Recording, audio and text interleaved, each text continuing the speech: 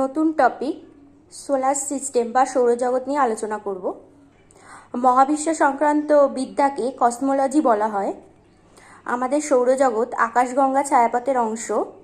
সৌরজগতের বাইরের বৃহত্তম নক্ষত্র হলো সিরিয়াস।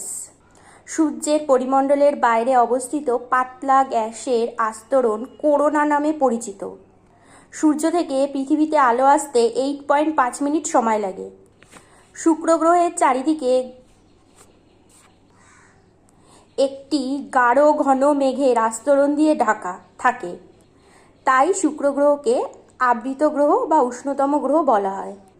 শুক্র ও ইউরেনাস সূর্যকে কেন্দ্র করে পূর্ব থেকে পশ্চিমে অর্থাৎ ঘড়ির কাঁটার দিকে ঘুরতে থাকে, যেখানে অন্যান্য গ্রহরা ঘড়ির কাঁটার বিপরীত দিকে ঘোরে।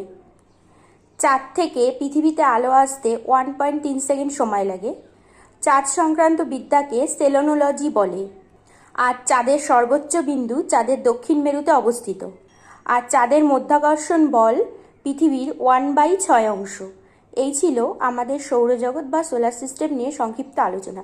ভিডিওটা যারা দেখছো তাদের যদি ভালো লেগে থাকে ভিডিওটা অবশ্যই লাইক অ্যান্ড সাবস্ক্রাইব করতে ভুলো না।